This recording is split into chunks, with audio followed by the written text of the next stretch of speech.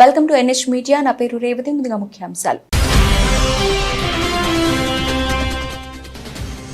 Counting వేళ ఏజెంట్లు అప్రమత్తంగా ఉండాలి. కౌంటింగ్ హాల్లో ఏదైనా జరిగితే వెంటనే ఆర్ఓ దృష్టికి తీసుకెళ్లాలని సూచించిన సజ్జల రామకృష్ణారెడ్డి.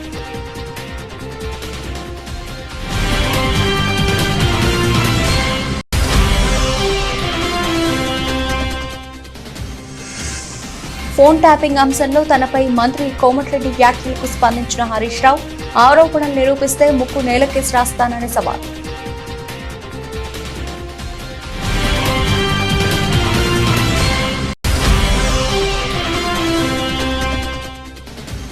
మరోసారి ప్రజలు వైసీపీకి పట్టం కట్టబోతున్నారని ధీమా వ్యక్తం చేసిన పార్టీ నేత పోతున మహేష్ 9న విశాఖలో సీఎం వైఎస్ జగన్ ప్రమాణ స్వీకారం చేస్తారని స్పష్టీకరణ.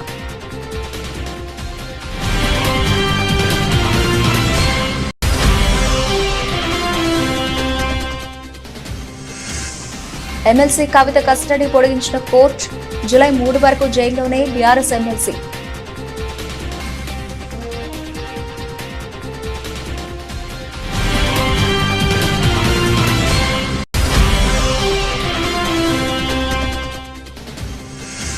టీమిండియా కోచ్ పదవిపై మాజీ క్రికెటర్ గౌతమ్ గంభీర్ కీలక వ్యాఖ్యలు. టీమిండియా కోచ్ పదవి తనకిష్టమేనని వ్యాఖ్య.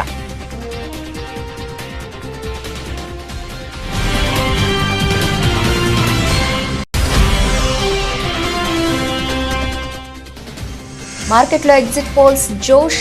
మోదీ 3.0 గెలుపు అంచనాలతో లాభాలు ట్రేడ్ అవుతున్న స్టాక్ మార్కెట్లు.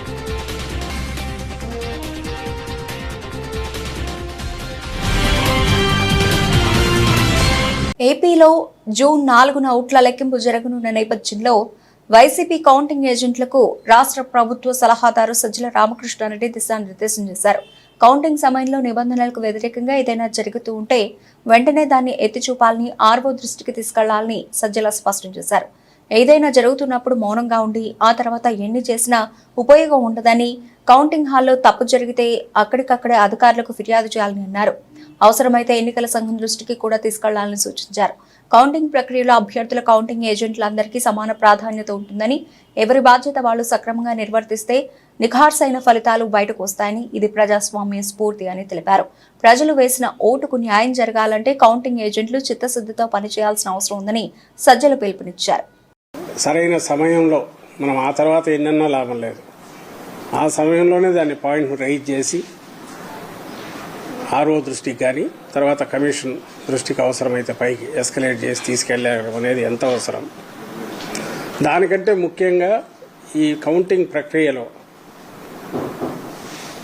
కౌంటింగ్ ఏజెంట్లు అనే వాళ్లకు equal importance, almost equal importance ఉంది.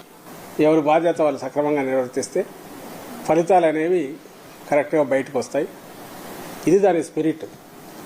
ఏదైతే ప్రజాస్వామ్యంలో మనం ఎక్స్పెక్ట్ చేసేది రిజల్ట్ అనేది జెన్యూన్ ప్రజల ఆకాంక్షలను ప్రతిబింబిస్తాయి. ప్రజలు ఏమి ఓటు ఇచ్చారో, ఎవరికి బ్లెస్సింగ్స్ ఇచ్చారో అవే బయటకు వచ్చే అవకాశం ఉంటుంది. అయితే పోటీ ఇంత తీవ్ర స్థాయిలో ఉన్నప్పుడు, అందులోనూ మన రాష్ట్రంలో ఇప్పుడున్న పరిస్థితుల్లో ప్రత్యర్థులు ఏ రకమైన దీనికైనా పోయి ఎలాంటి కుట్రలకైనా పాల్పడి వాళ్ళ దీనికి తగినట్టు మలుచుకోవడానికి వ్యవస్థల్లో కూడా చొరబడి చేసే అలవాటున్న ప్రత్యర్థులను మనం ఇక్కడ ఎదుర్కొంటున్న నేపథ్యంలో వాతావరణం కూడా కొంచెం ఇదిగా ఉన్నందువల్ల మనం మోర్ అలర్ట్గా ఉండాలని చెప్తున్నాం. ఫోన్ ట్యాపింగ్ వ్యవహారంలో మంత్రి కోమటిరెడ్డి తనపై తీవ్ర ఆరోపణలు చేయడం పట్ల బీఆర్ఎస్ నేత హరీష్ రావు తీవ్రంగా స్పందించారు. కోమటిరెడ్డి వ్యాఖ్యలు చూస్తూ ఉంటే ఆయనకు మతి భ్రమించినట్టుగా అనిపిస్తోందని అన్నారు. వెంటనే వెళ్లి డాక్టర్కు చూపించుకుంటే మేలని వ్యంగ్యం ప్రదర్శించారు. నేను అమెరికా వెళ్లి రిటైర్డ్ అధికారి ప్రభాకర్ రావును కలిశానని ఆరోపిస్తున్నారు. ఇంతకంటే పెద్ద అబద్ధం ఉంటుందా? సీఎం, ఆయన మంత్రులు అబద్దాలతో ప్రభుత్వాన్ని నడుపుతున్నారనడానికి ఇదే నిదర్శనం. నేను ఫ్యామిలీతో కలిసి అమెరికా వెళ్లాను, అందులో అబద్ధమేమీ లేదు. కానీ ప్రభాకర్ రావును కలిశానని కోమటిరెడ్డి అంటున్నారు. కోమటిరెడ్డి తన ఆరోపణలు నిరూపించాలి. నేను ప్రభాకర్ రావును కలిసినట్టు నిరూపిస్తే హైదరాబాద్ లో అమరవీరుల స్తూపం ముందు ముక్కు నేలకేసి రాస్తాను. తన ఆరోపణలు నిరూపించుకోకపోతే మంత్రి కోమటిరెడ్డి బహిరంగ క్షమాపణ చెబుతారా అంటూ హరీష్ రావు సవాల్ విసిరారు. సీఎం వైఎస్ జగన్ 5 ఏళ్ల పాలనలో లబ్ధి పొందిన పేదలంతా మా పార్టీకి ఓటేశారని వైఎస్ఆర్సీపీ ప్రధాన కార్యదర్శి సజ్జల రామకృష్ణారెడ్డి అన్నారు. తుది ఫలితాలు కూడా ఎగ్జిట్ పోల్స్ కంటే ఎక్కువ సీట్లు వస్తాయని, స్థానిక సర్వే సంస్థలు మాత్రం వైఎస్ఆర్సీపీకి అనుకూలంగా ఇస్తే జాతీయ మీడియా సంస్థల ఎగ్జిట్ పోల్స్ అన్ని ఎన్డీఏ కోసం ఇచ్చి కన్ఫ్యూజ్ చేసే ప్రయత్నం చేశాయని అన్నారు. అంటే ఏటావాత మొత్తంగా చూస్తే ఈ ఎగ్జిట్ పోల్స్ ఎవరైతే సీరియస్గా అంటే ఇక్కడ స్టేట్ ఓరియంటేషన్తో మన రాష్ట్రం కానీ ఇక్కడ మాత్రమే ఫీల్డ్లో ఉండి ఇక్కడ రెప్యూటెడ్ సంస్థలుగా ఉన్న వాళ్ళు చేసిన వాటిలో పాజిటివ్ ట్రెండ్ అయితే కనిపిస్తుంది వైఎస్ఆర్ కాంగ్రెస్ పార్టీకి. ఢిల్లీలో కూర్చొని పార్లమెంట్ యాజ్ ఏ యూనిట్గా తీసుకొని 100-200 శాంపుల్స్ వాళ్ళు ఎక్కడెక్కడ ఫోన్ల మీద తీసుకుంటారో ఎట్లా అలాంటి వాటిలో కొంత బీజేపీకి అడ్వాంటేజ్ ఇవ్వాలనే ఒక ముందే టార్గెట్ పెట్టుకొని చేసినట్టు అనిపిస్తుంది. సో ఏది ఏమైనా ఇంకా 48 అవర్స్ మనకు ఈ టైంకు ఐ థింక్ ఎల్లుండి మొత్తం ఈవీఎంలన్నీ ఓపెన్ అయిపోయి ఉంటాయి. రిజల్ట్ కూడా ఆల్మోస్ట్ తెలిసిపోయి ఉంటుంది.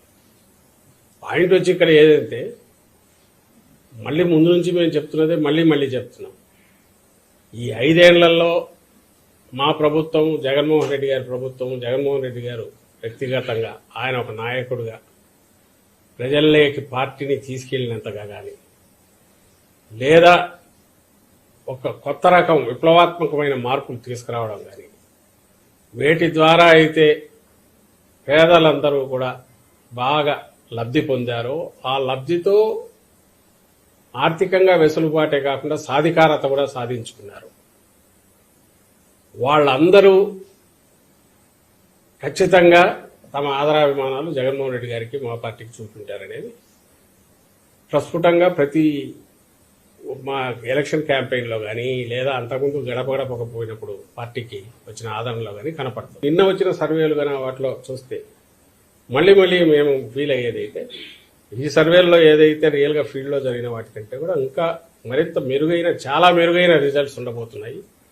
ల్యాండ్ స్లైడ్ ఇది ఉన్నా ఆశ్చర్యపోవాల్సిన అవసరం లేదు. ఎందుకంటే మరి సైలెంట్ ఓటు వేరే ఊర్ల నుంచి వచ్చిన వాళ్ళు అయినా కూడా హైదరాబాద్ కానీ బెంగళూరు కానీ ఎక్కడికైనా బతుకు తెరువు కోసం పోయిన వాళ్ళు అయినా ఎవరైతే జగన్మోహన్ రెడ్డి గారి వల్ల కంటిన్యూస్గా బెనిఫిట్ కావడమే కాదు, అదే కంటిన్యూస్గా బెనిఫిట్ కావడము, దానివల్ల వాళ్ళ ఫ్యామిలీస్ అన్ని బాగుపడడం, ఈయన ఉంటేనే మరింత మాకు మేలు జరుగుతుంది అని అనుకోవడం వల్లనే ఢిల్లీ లిక్కర్ పాలసీ స్కామ్ లో బీఆర్ఎస్ ఎమ్మెల్సీ కవిత కస్టడీని కోర్టు పొడిగించింది. జూలై 3 వరకు కస్టడీని పొడిగిస్తూ సోమవారం రోజ్ అవెన్యూ కోర్టు ఆదేశాలు జారీ చేసింది.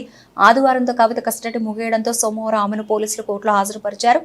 భారీ భద్రత నడుమ కవితను కోర్టుకు తీసుకొచ్చారు. కోర్టు హాల్లో ఉన్న మీడియా ప్రతినిధులను చూస్తూ ఎమ్మెల్సీ కవిత జై తెలంగాణ, జై భారత్ అనే నినాదం చేస్తూ కోర్టు లోపలికి వెళ్లారు. కోర్టు హాల్లో చోటు చేసుకున్న ఈ సంఘటనకు సంబంధించిన వీడియో ప్రస్తుతం సోషల్ మీడియాలో వైరల్ గా మారింది.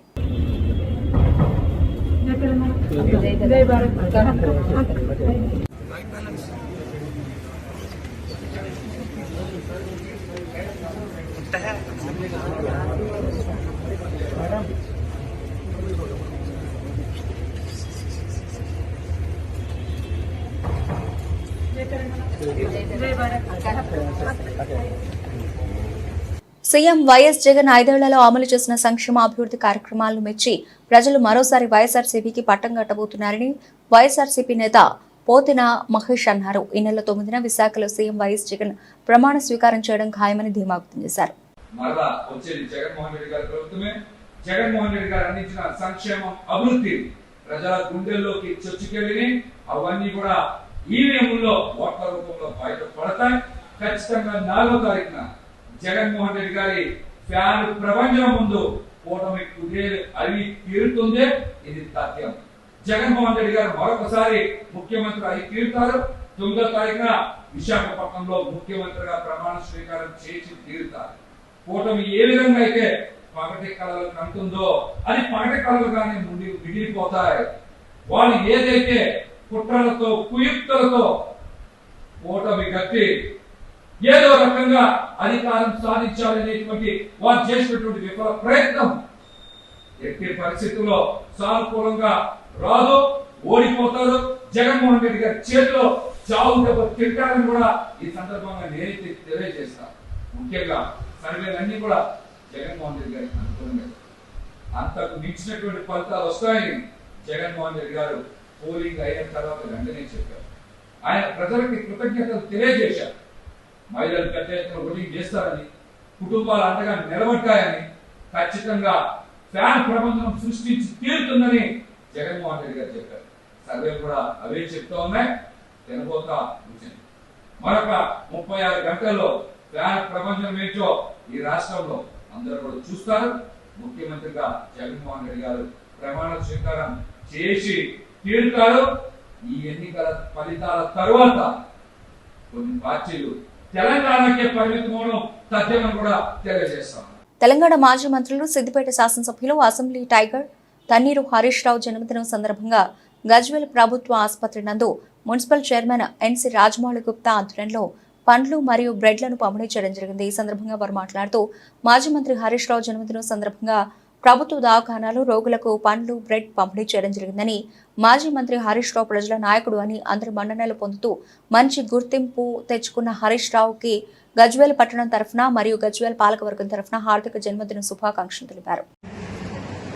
తెలంగాణ రాష్ట్ర సాధనలో తన యొక్క పాత్రను పోషించినటువంటి పెద్దలు జిల్లా మాజీ మంత్రి శ్రీ తన్నీరు హరీష్ రావు గారి జన్మదిన సందర్భంగా వాకడ్ హనుమాన్ దేవాలయంలో ప్రత్యేక పూజలు నిర్వహించి మన ప్రభుత్వ ఆసుపత్రిలో రోగులందరూ కూడా అన్న పంపిణీ కార్యక్రమం చేయడం జరిగింది.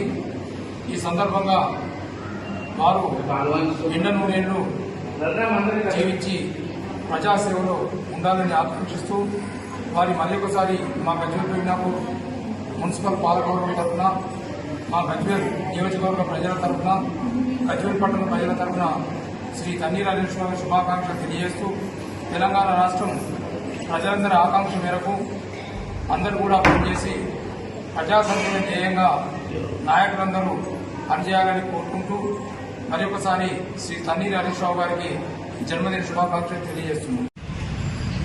A great leader, good administrator and also a troubleshooter. ఇది మనం కామన్ గా మన ప్రియతమ నేత హరీష్ అన్న గురించి చెప్పుకునే పదాలు. నిజంగా హరీష్ అన్న పుట్టినరోజు అంటే టీఆర్ఎస్ కార్యకర్తలకు ఒక పండగ వాతావరణం. ఎందుకంటే ప్రతినిత్యం కొన్ని వేల మందికి తన సమయాన్ని వెచ్చించి ప్రజల సమస్యలను ఆన్ ది స్పాట్ పరిష్కరించే జనహృదయ నేత మన హరీష్ అన్న. హరీష్ అన్నను యావత్ భారతదేశంలో ఒక ఎగ్జాంపుల్ గా తీసుకొని ప్రతి రాష్ట్రంలో చాలా పార్టీలలో నాయకులు ముందుకు సాగుతున్నారు. నిజంగా హరీష్ అన్న మన సిద్దిపేట జిల్లాలో ఉండడం, మనందరికీ అందుబాటులో ఉండడం మన అందరి అదృష్టంగా భావిస్తూ ఈరోజు 52వ పుట్టినరోజు జరుపుకుంటున్న హరీష్ అన్న వారికి దేవుని ఆశీస్సులు ఎల్లప్పుడూ ఉండాలని, ఆయుర ఆరోగ్యాలు అష్ట ఐశ్వర్యాలు కలగాలని మనసారా కోరుకుంటూ వారి పుట్టినరోజు సందర్భంగా మా టీఆర్ఎస్ కార్యకర్తల సమక్షంలో ఇక్కడ మన 4th వార్డ్ ప్రెసిడెంట్ కనకన్న గారు ఉన్నారు. అలాగే మన టీఆర్ఎస్ సోషల్ మీడియా మెంబర్ మన స్వామి గారు ఉన్నారు. అలాగే మా యువ నాయకులు మహేష్ గారు ఉన్నారు.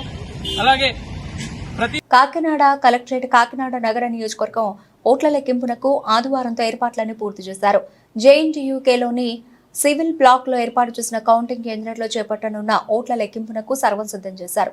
ఈ నియోజకవర్గానికి సంబంధించి ఈవీఎంలలో పోలైన ఓట్లు, పోస్టల్ బ్యాలెట్లు, సర్వీస్ కిట్లను లెక్కించడానికి అవసరమైన టేబుళ్లు, ట్రీలు, ఫర్నిచర్ సిద్ధమయ్యాయి. పోటీలో అభ్యర్థులున్న నేపథ్యంలో ఒక్కో టేబుల్ వద్ద ఆయా అభ్యర్థుల తరఫున ఏజెంట్లు ఓట్ల లెక్కింపులో పాల్గొనేలా కుర్చీలు వేశారు.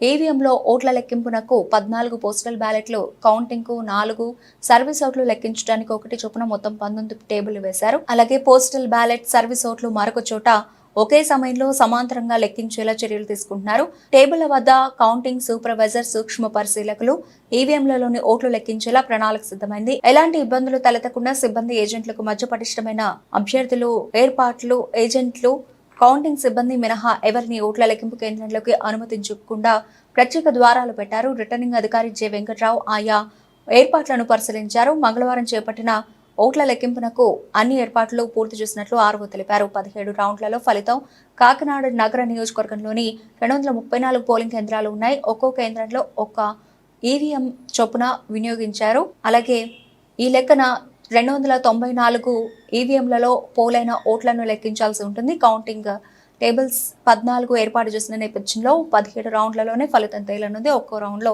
14 ఈవీఎంలలోని ఓట్లను లెక్కిస్తారు. రౌండ్ల వారీగా అభ్యర్థులకు వచ్చిన ఓట్ల వివరాలను నమోదు చేస్తారు. ఇలా 17 రౌండ్లు పూర్తయిన తర్వాత ఫలితాలు వెల్లడిస్తారు.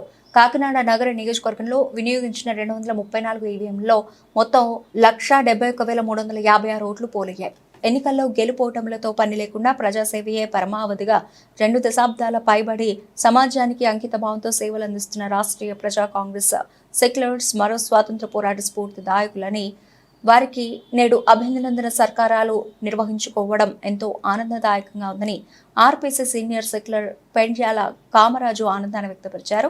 మొన్న జరిగిన ఎన్నికల ప్రచారంలో ఏ బలహీనతలకు తావు లేకుండా ప్రజాస్వామ్యబద్ధంగా కేవలం కరపత్రాన్ని అస్త్రంగా మలుచుకుని ఇంటింటికి సాంప్రదాయక ప్రచారాన్ని సాగించిన ఆర్పీసీ సెక్యులర్స్ నిజమైన యుద్ధశూరులని, కిరాయి మనుషులతో కిరాయి మార్గాలను నమ్ముకొని ఎన్నికలను రాజకీయ వ్యాపారంగా మార్చిన నేటి వ్యాపార ప్రధాన రాజకీయ పక్షాలు సిగ్గుపడే విధంగా స్వచ్ఛందంగా ఎవరి ఖర్చులు వారే ఖర్చు చేసుకుంటూ పార్టీ సిద్ధాంతాలను ప్రజల ముందుకు తీసుకెళ్లిన ఆర్పీసీ వారియర్స్ ను చూస్తూ ఉంటే ఎంతో గర్వంగా ఉందని, వ్యాపార పార్టీలన్నీ ఆర్థిక దోపిడీలో బిజీగా ఉండడం ఖాయమని ఆర్పీసీ అధ్యక్షులు మేడా శ్రీనివాస్ ఈ సందర్భంగా గుర్తు చేశారు. సమాజంలో రాష్ట్రీయ ప్రజా కాంగ్రెస్ పార్టీ సెక్యులర్ అని చెప్పుకోవడానికి ఎంతో గర్వపడేటటువంటి ఒక స్థానాన్ని రాష్ట్రీయ ప్రజా కాంగ్రెస్ పార్టీ ఈరోజు సంపాదించుకుంది. ఎందుకంటే మిగతా ఏ రాజకీయ పార్టీ అయినా సరే రాష్ట్రీయ ప్రజా కాంగ్రెస్ పార్టీ సెక్యులర్ ముందు అసలు ఏ విధమైన అర్హత లేనటువంటి వాళ్ళందరూ వాళ్ళు అని ఈరోజు గర్వంగా చెప్పుకోవాలి. ఎందుకంటే ఏదైనా ప్రజల పక్షాన సామాజిక దృక్పథంతో ఈరోజు ఎన్నికల పర్వాన్ని ముందుకు నడిపించాం. దురదృష్టవశాత్తు ఎన్నికల సంఘం కూడా పూర్తిగా పొల్యూట్ అయిపోయింది అనుకోండి. ఎన్నికల విధి విధానాలే సక్రమంగా జరగలేదు. ఇలాంటి పరిస్థితుల్లో ఈరోజు ఒక సామాజిక సాంప్రదాయకమైనటువంటి ప్రచారాన్ని ముందుకు తీసుకెళ్లి కరపత్రాన్ని అస్త్రంగా మలుచుకొని ఈరోజు రాష్ట్రీయ ప్రజా కాంగ్రెస్ పార్టీ కార్యకర్తలను కూడా ఈ రాజమండ్రిలో ప్రతి నలుమూలలో కూడా ప్రతి ఇంటిని టచ్ చేసి మాకు ఓటు వేయండి అని చెప్పి అందరినీ అభ్యర్థించారు. అలాగే ఈ రాజమండ్రికి ఏదైతే అవసరం ఆ లక్ష్య సాధనగా ఈరోజు మేము ఒక కరపత్రాన్ని ఒక మేనిఫెస్టోను రూపొందించి ఈ రాజమండ్రిలో ఓటుని అభ్యర్థించడం జరిగింది. గెలుపు ఓటమిలో పక్కన పెడితే రాష్ట్రీయ ప్రజా కాంగ్రెస్ పార్టీ గెలిచింది. తెలంగాణ రాష్ట్రమే ధ్యేయంగా మలిదశ ఉద్యమంలో లాఠీ దెబ్బలకు వెనుతిరగక ఎన్నో ఉద్యమాలు రాస్తారోకోలు చేసి తెలంగాణ రాష్ట్రం సిద్ధించడానికి కారణమైన సూర్యాపేట జిల్లా కోదాడ నియోజకవర్గానికి చెందిన ఉద్యమకారులు కుర్ర రామారావు, పగడాల రామచంద్రారెడ్డి, రాయపూడి వెంకటనారాయణలకు వ్యవసాయ market vice chairman Sampeta Upender Goud, Congress party నాయకులు చందు నాగేశ్వరరావు, ఒంటిపులి శ్రీనివాస్ ఆధ్వర్యంలో ఘన సన్మాన కార్యక్రమాన్ని నిర్వహించారు.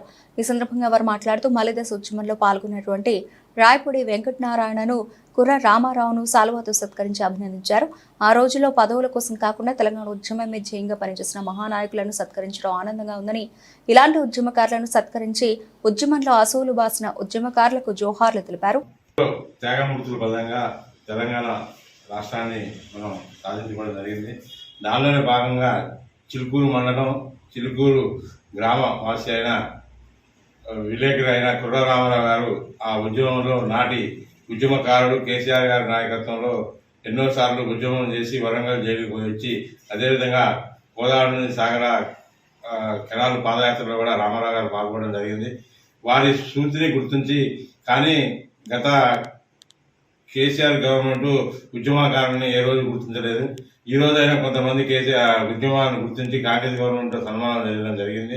అదేవిధంగా కోదాడపట్నం కూడా రామారావు గారికి నచ్చుడు సన్మానం చేసి అభినందనలు తెలియజేయడం జరిగింది. దశాబ్దాల పాటు తెలంగాణ కోసం పోరాటం చేసి ఎందరో అమరులై తెలంగాణ సాధించుకోవడం జరిగింది.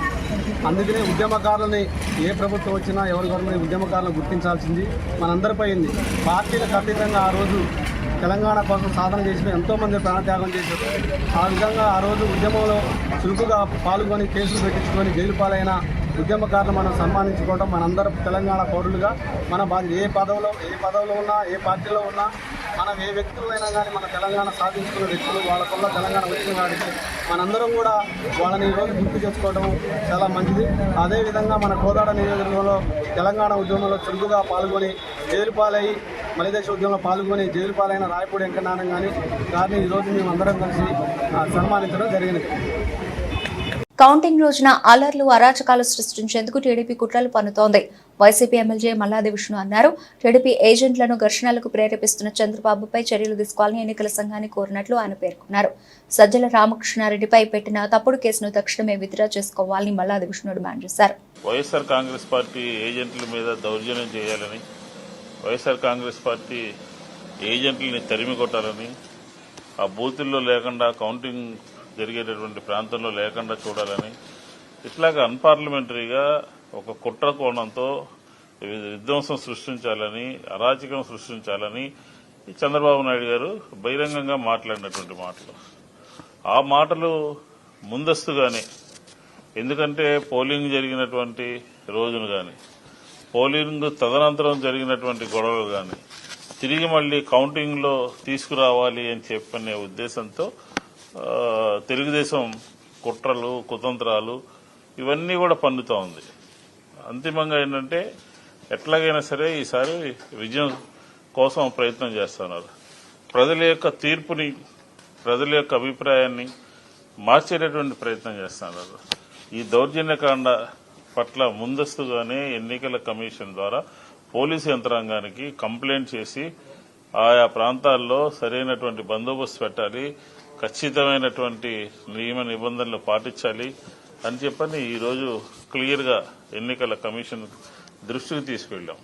ఎందుకంటే ఈ ప్రక్రియలో ఇప్పటికే మనం చూసాం, పోస్టల్ బ్యాలెట్ విషయంలో ఏ రకంగా ఎన్నికల కమిషన్ని తన చేతిలో పెట్టుకుని దానికోసమే పొత్తు ఇలాంటి దుర్మార్గాలకి, ఇలాంటి దుశ్చర్యలకి తెలుగుదేశం నడుం కట్టి పోస్టల్ బ్యాలెట్ విషయంలో ఎంతవరకు వెళ్లారో మనం చూసాం. ఈ నెల 4న ఎచ్చర్ల శివాని ఇంజనీరింగ్ కళాశాలలో నిర్వహించనున్న లోక్సభ, అసెంబ్లీ ఎన్నికల కౌంటింగ్ కు అన్ని ఏర్పాట్లు పూర్తి చేసినట్లు జిల్లా ఎన్నికల అధికారి, జిల్లా కలెక్టర్ మనజీర్ జిలానీ సమోన్ తెలిపారు. 2000 మంది ఉద్యోగులకు శిక్షణ ఇచ్చి కౌంటింగ్ విధులకు కేటాయించామని అన్నారు. ఉదయం 8 గంటలకు కౌంటింగ్ అధికారికంగా ప్రారంభమవుతుందని, ఆముదాల వలస నియోజకవర్గం నుంచి తొలి ఫలితం చివరిగా పాతపట్నం ఫలితాలు వెల్లడించే అవకాశం ఉందని చెప్పారు. కలెక్టర్ కార్యాలయంలో ఆదివారం ఏర్పాటు చేసిన విలేకరుల సమావేశంలో కలెక్టర్ మాట్లాడుతూ జిల్లాల కౌంటింగ్ కోసం 17 కౌంటింగ్ హాళ్లు ఏర్పాటు చేశామని, 112 ఈవీఎంలను లెక్కించే టేబుళ్లు, 30 పోస్టల్ బ్యాలెట్ లెక్కించే టేబుళ్లు ఉంటాయన్నారు. ముందుగా పోస్టల్ బ్యాలెట్ లెక్కింపు ప్రారంభం కాగా 6 గంటల తర్వాత ఈవీఎంల లెక్కింపు జరుగుతుందన్నారు. కౌంటింగ్ కేంద్రంలో సీసీ కెమెరాలు ఏర్పాటు చేశామని, పోలీస్ సిబ్బంది, ఏపీఎస్పీ, ఐటీబీపీతో కలిపి 3 అంచెల భద్రతను ఏర్పాటు చేస్తున్నామని తెలిపారు. ఆర్ఓ, ఏఆర్ఓ, అబ్జర్వర్, రాజకీయ పార్టీల ప్రతినిధుల సమక్షంలో కౌంటింగ్ జరుగుతుందన్నారు.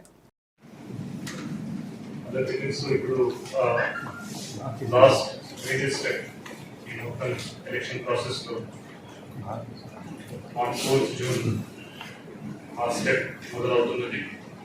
సో మార్నింగ్ 8 o'clock నుంచి ఆల్ కౌంటింగ్ ఈవెంట్ సంబంధించిన కావచ్చు, అదేవిధంగా పోస్టల్ బ్యాలెట్ సంబంధించిన కావచ్చు, మొత్తం ఆల్ కాన్స్టిట్యున్సీ సంబంధించిన, అదేవిధంగా శ్రీకాకుళం పార్లమెంటరీ కాన్స్టిట్యున్సీ సంబంధించిన కూడా అక్కడే కౌంటింగ్ అవుతున్నది. సో కౌంటింగ్ కోసం ఆల్ అరేంజ్మెంట్స్ ఆల్రెడీ పూర్తి చేయడం జరిగింది. So separate counting hall AC కోసం, అదేవిధంగా separate counting hall assembly segment, parliament సంబంధించిన సెగ్మెంట్ కోసం కూడా పెట్టడం జరిగింది. దాంతోపాటు పోస్టల్ బ్యాలెట్ కోసం పార్లమెంట్ సంబంధించిన ఇంకొక హాల్ సెపరేట్ గా పెట్టడం జరిగింది. ఎందుకంటే జిల్లాలో నంబర్ ఆఫ్ పోస్టల్ బ్యాలెట్స్ చాలా ఎక్కువ ఉన్నాయి, మాకు టోటల్ నంబర్ కూడా చాలా ఎక్కువ ఉంది complete all the districts. Separate hall దానికోసం పెట్టడం జరిగింది. సో టోటల్ 86 కంటెస్టింగ్ క్యాండిడేట్స్ మన జిల్లాలో ఉన్నారు. సో ఈ 2024 simultaneous election total 112 EVM tables లో కౌంటింగ్ చేయడం జరుగుతున్నది. And 29 postal ballot tables for 8 assembly constituencies లో 112 ఈవీఎం టేబుల్స్, అదేవిధంగా 29 పోస్టల్ బ్యాలెట్ టేబుల్స్ లో కౌంటింగ్ అవుతుంది. అదేవిధంగా 98 EVM tables and 30 postal ballot tables తో శ్రీకాకుళం పీసీ నంబర్ 2 దానికోసం కౌంటింగ్ చేయడం జరుగుతుంది. Total votes polled 40,60,000 17,959 EVMs machines were team India coach పదవిపై ఉత్కంఠ కొనసాగుతున్న వేళ క్రికెట్ దిగ్గజం గౌతమ్ గంభీర్ తాజాగా కీలక వ్యాఖ్యలు చేశారు. భారత జట్టుకు మార్గదర్శకుడిగా నిలవడం తనకు ఇష్టమేనని అన్నారు. అబుదాబిలో ఓ కార్యక్రమంలో ఆయన మాట్లాడుతూ టీమిండియా కోచ్ బాధ్యతలు దక్కడం తన కెరీర్లోనే అత్యుత్తమ గౌరవం కలదని వ్యాఖ్యానించారు. టీమిండియా తదుపరి హెడ్ కోచ్ గౌతమ్ గంభీరేనని ఇప్పటికే జాతీయ మీడియాలో కథనాలు వెలువడుతున్న సమయంలో గంభీర్ వ్యాఖ్యలు ప్రాధాన్యం సంతరించుకున్నాయి. టీమిండియాకు కోచ్ గా ఉండడం నాకెంతో ఇష్టం, దానికి మించిన గౌరవం మరొకటి ఉండదు. కోచ్ బాధ్యతలంటే 140 కోట్ల మందికి ప్రాతినిధ్యం వహించడం, ఇంతకంటే పెద్ద గౌరవం మరొకటి ఉంటుందా అని గంభీర్ అన్నారు. భారత విజయానికి యావత్ టీం కలిసికట్టుగా కష్టపడాలని గౌతమ్ అభిప్రాయపడ్డారు. ప్రధానమంత్రి నరేంద్ర మోదీ నేతృత్వంలో 3సారి ఎన్డీఏ సర్కార్ అధికారంలోకి వస్తుందని ఎగ్జిట్ పోల్స్ అంచనా వేసిన తర్వాత సోమవారం స్టాక్ మార్కెట్లు లాభాలతో ప్రారంభమయ్యాయి. మౌలిక సదుపాయాలు, క్యాపిటల్ గూడ్స్ తయారీ రంగ షేర్లు లాభాలు ట్రేడ్ అవుతున్నాయి. ఉదయం 7:05 నిఫ్టీ 23,353 పాయింట్ల వద్ద ప్రారంభమైంది. శుక్రవారం మార్కెట్లు ముగిసే సమయానికి నిఫ్టీ 22,530.70 వద్ద ఉంది. గత వారం నిఫ్టీ 50, S&P, BSE, సెన్సెక్స్ 2% చొప్పున పడిపోయాయి. శనివారం విడుదలైన ఎగ్జిట్ పోల్స్ 543 మంది సభ్యుల లోక్సభలో బీజేపీ నేతృత్వంలోని నేషనల్ డెమోక్రటిక్ అలయన్స్ 3/2 మెజారిటీని పొందవచ్చని అంచనా వేశాయి. బులెటిన్ ముగించే ముందు హెడ్లైన్స్ మరోసారి. కౌంటింగ్ వేళ ఏజెంట్లు అప్రమత్తంగా ఉండాలి. కౌంటింగ్ హాల్లో ఏదైనా జరిగితే వెంటనే ఆర్ఓ దృష్టికి తీసుకెళ్లాలని సూచించిన సజ్జల రామకృష్ణారెడ్డి.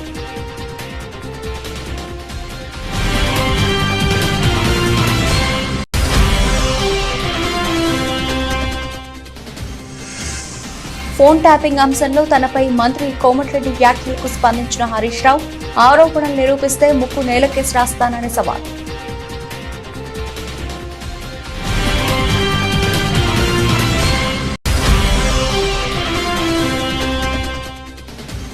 మరోసారి ప్రజలు వైసీపీకి పట్టం కట్టబోతున్నారని ధీమా వ్యక్తం చేసిన పార్టీ నేత పోతున మహేష్, 9న విశాఖలో సీఎం వైఎస్ జగన్ ప్రమాణ స్వీకారం చేస్తారని స్పష్టీకరణ.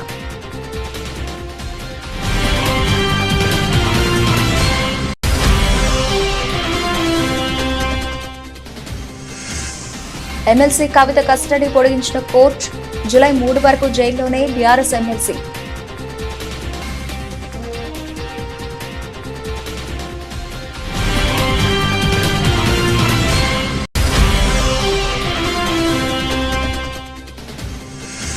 టీమిండియా కోచ్ పదవిపై మాజీ క్రికెటర్ గౌతమ్ గంభీర్ కీలక వ్యాఖ్యలు. టీమిండియా కోచ్ పదవి తనకిష్టమేనని వ్యాఖ్య.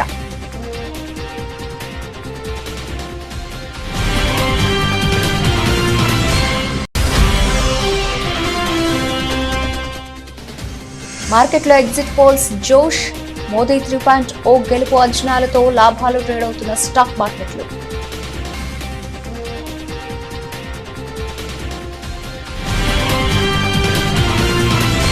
ఇది ఇప్పటివరకు బులెటిన్ అప్డేట్స్. మరిన్ని అప్డేట్స్ తో మళ్ళీ కలుద్దాం. అంతవరకు సెలవు, నమస్తే.